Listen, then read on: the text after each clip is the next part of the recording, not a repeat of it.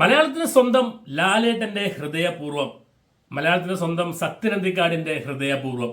ഇനി ഈ സിനിമ ഹൃദയത്തോട് ചേർത്ത് തന്നെ മലയാളികൾ വെക്കും എന്ന് തന്നെയാണ് വിശ്വാസം. ബിക്കോസ് ഇത് ഹൃദയം എന്ന് പറയുന്നത് എന്താണ് അത്രയും ലൈറ്റ് ആയിട്ടുള്ള ഒരു സിനിമ. അതാണ് ഞാൻ പറയും, ഒരു ഹൃദയത്തിന്റെ ഭാഷയിൽ എഴുതിയ ഒരു സിനിമ എന്നൊക്കെ നമുക്ക് പറയില്ലേ, അതേപോലെ ഹൃദയപൂർവ്വം സ്നേഹപൂർവ്വം നമുക്ക് തന്ന ലാലേട്ടൻ, നമുക്ക് തന്ന അല്ലെ സത്യനന്ദിക്കാട് ലാലേട്ടൻ ആ കോംബോ എഗെയിൻ വർഷങ്ങൾക്ക് ശേഷം മലയാളികൾക്ക് തന്ന ഒരു സിനിമയാണ് ഹൃദയപൂർവ്വം എന്ന സിനിമ. സിനിമ കണ്ടിറങ്ങി വരുന്നവർക്ക് ഒരു മനസ്സിൽ അല്ലെങ്കിൽ ഒരു മുഖത്ത് ഒരു പുഞ്ചിരി നൽകാൻ വേണ്ടിയിട്ട് സിനിമക്ക് എന്തായാലും കഴിയും എന്ന് തന്നെയാണ് പറയാനുള്ളത്.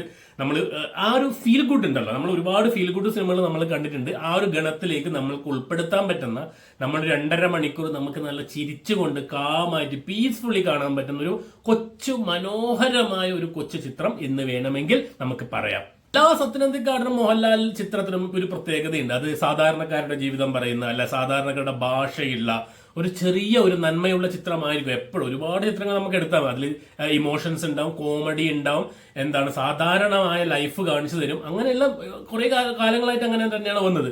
അപ്പൊ ഇതിലും നമുക്ക് കാണാൻ പറ്റുന്നത് ഒരു സത്യനന്ദിക്കാട് മോഹൻലാലിന്റെ സിനിമയിലുള്ള കാണാവുന്ന എല്ലാ തരങ്ങളിലുള്ള ഇമോഷൻസും നിറഞ്ഞൊരു ചിത്രം തന്നെയായിരുന്നു. അതിൽ നമുക്ക് ഒരുപാട് കോമഡി എന്ന് പറഞ്ഞാൽ നമ്മളെ ചിരിപ്പിക്കാൻ നമുക്ക് മെല്ലെ നമ്മൾ ചിരിച്ചു തുടങ്ങും. നമ്മൾ ആ ഒരു ഫസ്റ്റ് ഹാഫിലൊക്കെ പറഞ്ഞ നല്ല ചിരിയായിരുന്നു. പ്രത്യേകിച്ച് ഫാമിലീസ് മാൻ, ഇത് ഫാമിലിക്ക് വേണ്ടി നിർമ്മിച്ച ഒരു സിനിമയാണെന്ന് വേണമെങ്കിൽ പറയാം. എല്ലാവർക്കും എൻജോയ് ചെയ്യാൻ പറ്റും. പക്ഷെ ഇതിൽ ഏറ്റവും കൂടുതൽ കാണാൻ ആഗ്രഹിക്കുന്നത്, കാണാൻ പോകുന്നതിന് ഫാമിലി ആയിരിക്കും. ഫാമിലി ഇടിച്ചു കയറാനുള്ള സാധ്യത പ്രത്യേകിച്ച് ഓണത്തിന് വെക്കേഷൻ ടൈമിലുണ്ട്. സോ ലാലേട്ടന്റെ ഫാമിലി ഫാൻസ്, അതായത് കുടുംബ പ്രേക്ഷകർ ഈ സിനിമ ഏറ്റെടുക്കുന്നുള്ള യാതൊരു സംശയമില്ല. ബിക്കോസ് അവർക്ക് വേണ്ടിയിട്ടുള്ള, അവർക്ക് ഒരു കാം ആൻഡ് പീസ്ഫുള്ളി ഒരു സിനിമ ആസ്വദിക്കണം എന്നുണ്ടാവും.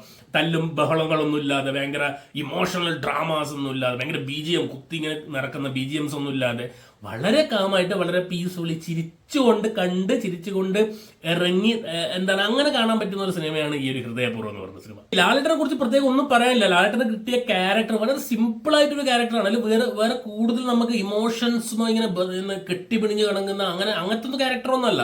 പക്ഷെ നമുക്കറിയാം, ഹൃദയം മാറ്റിവെച്ച് ഹൃദയം ഒരു ട്രാൻസ്പ്ലാന്റ് ചെയ്ത ഒരാളുടെ കഥയാണിത്. അപ്പൊ ആ ക്യാരക്ടർ ഉണ്ടാവുന്ന കുറെ കാര്യങ്ങൾ, അത് ചെയ്യുന്ന കുറെ ആക്ടിവിറ്റീസ്, കാര്യങ്ങൾ, അങ്ങനെയുള്ള എല്ലാ കാര്യങ്ങളും വളരെ മനോഹരമായിട്ട് ലാലേട്ടന്റെ കയ്യിൽ ഭദ്രമായിരുന്നു. ഈ ഒരു ക്യാരക്ടർ എന്ന് പറഞ്ഞാൽ ലാലേട്ടന് ചെയ്യാൻ പറ്റുന്ന അത്രേ ഉള്ളൂ. അതിൽ നമുക്ക് കൂടുതൽ ഇങ്ങനെ ഭയങ്കരമായിട്ട് ചെയ്യാനുള്ള കാര്യങ്ങളൊന്നുമില്ല. പക്ഷെ വളരെ നൈസായിട്ട്, വളരെ നീറ്റ് ആൻഡ് വെടിപ്പായിട്ട് ലാലേട്ടൻ ചെയ്തു വെച്ചിട്ടുണ്ട്.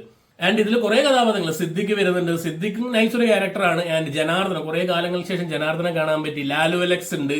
ആൻഡ് മാളവിക മോഹനും നൈസായിട്ട് ആ ക്യാരക്ടർ നൈസായിട്ട് ചെയ്തിട്ടുണ്ട്. പഴയ നടി സംഗീത.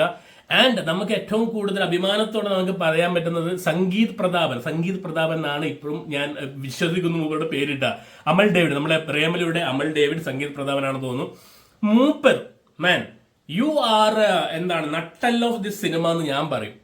ബിക്കോസ് സത്യനന്ദിക്കാടിന് താങ്കളെ സമീപിക്കാൻ പറ്റുമെന്നും ഈ ഒരു ക്യാരക്ടർ ലാലേട്ടനൊപ്പം ഉഡാൻ നീളം from beginning to the end, climax വരെ നിങ്ങൾ ഉൾപ്പെടുത്തിക്കൊണ്ട് ആ ഒരു കോംബോ എത്ര മനോഹരമായിട്ടാണ് സത്യനന്ദിക്കാട് അത് എഴുതിയിട്ടുള്ളത്, അല്ലെങ്കിൽ തിരക്കഥയിൽ സ്ക്രിപ്റ്റ് എഴുതിയിട്ടുള്ളത്, നിങ്ങളുടെ ഒരു ക്യാരക്ടർ ബിൽഡപ്പ് ചെയ്തിട്ടുള്ളത്.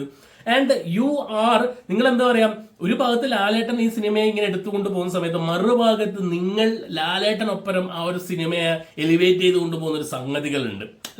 പക്ക കോമഡി മാൻ. നിങ്ങൾ സ്ക്രീനിൽ ഉണ്ടാവുന്ന ഓരോ സമയം എല്ലാവരും പൊട്ടിച്ചിരിയായിരുന്നു. ഓരോ എക്സ്പ്രഷൻസിനും, ലാലേട്ടനും കൂടെയുള്ള ഒരു കോംബോക്കും ഓരോ ഡയലോഗിനും, എന്റെ മോനെ കൗണ്ടർ ഡയലോഗ് കാര്യങ്ങൾ പക്ക എൻജോയബിൾ സാധനമായിരുന്നു. ചിരിച്ച് വേറെ രീതിയിൽ നമുക്ക് എൻജോയ് ചെയ്യാൻ പറ്റുന്ന, പീസ്ഫുള്ളി എൻജോയ് ചെയ്യാൻ പറ്റുന്ന ഒരു ക്യാരക്ടർ, അത് മനോഹരമായിട്ട് വെടിപ്പായിട്ട് നിങ്ങൾ ചെയ്തിട്ടുണ്ട്.